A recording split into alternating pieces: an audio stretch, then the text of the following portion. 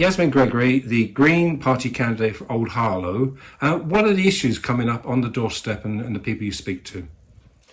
Michael, if I have to say potholes one more time, it really is causing such a problem. And it's like the sort of thing that because everybody is just as old potholes, you're shrugging the shoulders, that's actually normalising it. And what people are forgetting is that if you've got to repair your tyre, you don't claim on insurance for it. Where does that money come from? And if your mortgage has just been hiked up by £900 a month, what do you do? Where do you find that money from? So it's a constant robbing Peter to pay Paul. So you are seeing the cost of living impact on the doorsteps. And also something that people often forget as well, which goes hand in hand with that, is basic contents insurance. And when you have cost of living crisis, we see crime increasing, and crime around this area is really high, whether people like it or not. A lot of cars get stolen from around this area. A lot of people do have their Ring doorbells, but with the quality of the lighting around here and some of the areas which are complete darkness, it doesn't really offer much help. And the understaffing of the police, it doesn't matter how many more police they say they have, then it's not having an impact at all. Yeah, you'll probably answer my own question there, because the Conservative MP, the Conservative Police and Crime Commissioner, Conservative around Essex Council, Conservative around Harlow Council all say police record numbers, but you're saying it just doesn't wash. Record numbers from when, Michael? I mean, if you take into account, but when you take into account, people have retired, people have left, people have been charged with all sorts of heinous crimes from the police. They're just replacing numbers. And I think that anybody wanting to go into the police force nowadays, it's dangerous. It's really, really dangerous. But what do you think is going to motivate somebody to leave their house in the ward of Old Harlow, go to a polling station and vote Green, vote for you as opposed to any other party? Because, Michael, for the people that do know me, and there are a lot of people around the area, I've lived in Old Harlow for over 20 years, they do know me that I do get things done. I have my own timeline because, unfortunately, it is a blessing and a burden, but I do like to go over facts, make sure I've got facts, not just hearsay, not just, oh, this happened to a friend of mine. A bit like a journalist, Michael, a lawyer's like a journalist. You do have to make sure that that fact holds true. And that's when you're in any type of public office, you have to have that level of integrity about you. One of the concerns around the whole town, and it's come here to Old Harlow as well, because I was at a meeting at Harlowberry School where there were parents at Gilden Park, a new estate, that said, we were sold a dummy.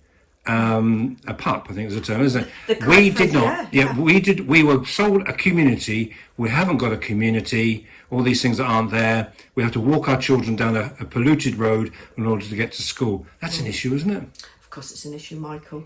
And don't get me started on developers. You know that I've been fighting long and hard to get these developers to stop canoodling with these councillors and actually saying to the people, what is it that you want, and listening. But already we're seeing it, Michael. They're cutting down trees in preparation of putting in planning applications because they know that if the trees are in there, that would get refused.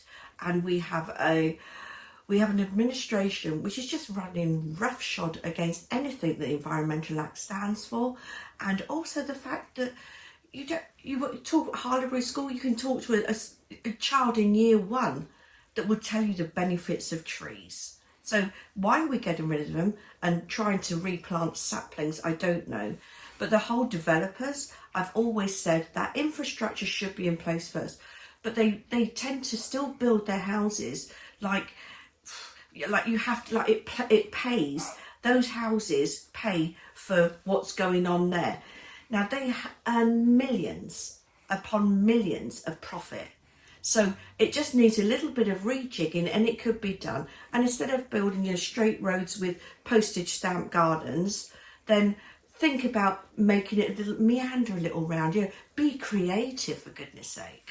Yours Green, let's open out to town. Yours Green have a full slate of candidates, yes. And I spoke to your co-leader Jamie Gilbert and said, we plan to stand for everything that moves. Police crime commissioners, Essex County Council. You're here for a long haul, aren't you, as a Greens?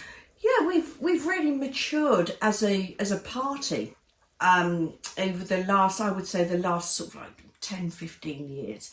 And and environmental issues, don't get me wrong, they are important, because unless we sort out the environmental issues, anything else doesn't matter, because you're not going to have a planet to live on.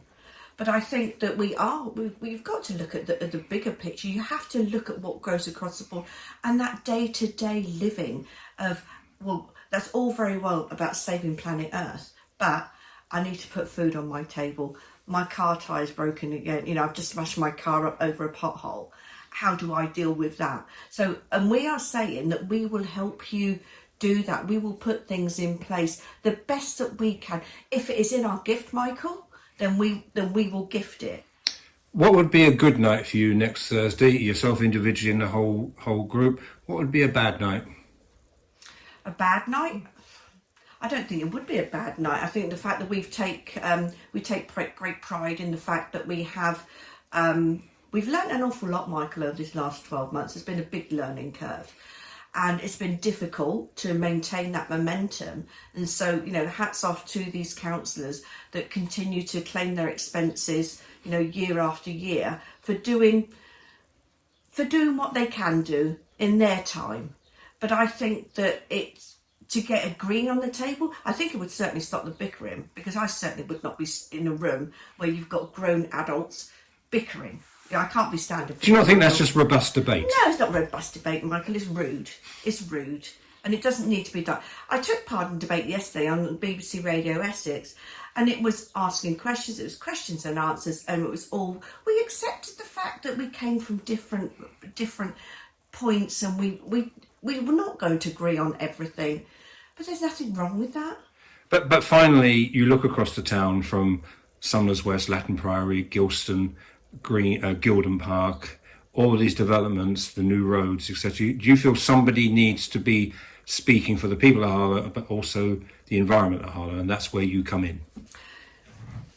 I think it's the people of Harlow, because when you hear councillors, as I did hear off mic yesterday, saying, well, there's not much you can do about it. So if you've got the councillors saying that, and they're in charge of planning, then what hope do we have? But we do have hope, Michael. There's a very, very important four-letter word, hope.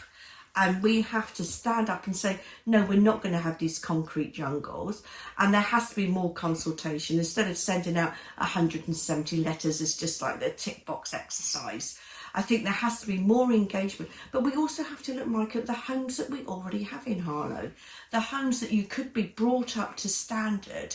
And the main thing that I'm interested in is actually these landlords that are exempt from council tax, with these HMOs and these social housing units that used to be office blocks. That's something that needs real careful examination and investigation, because there's an awful lot of money that's being spent there that should be spent on housing for Harlow, for the social housing, Michael, and that's not affordable housing, which is more greenwashing and more words that goes with selling a pup.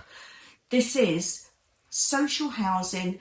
And I would say to any developer, give me 10%, give me 10%. And they'll go, no, we can't afford to do that. But they can afford to do that. You look at their accounts, which are on Companies House for anybody to see, and they can afford to do that. So you bring hope to Harlow? I'd like to think so, Michael.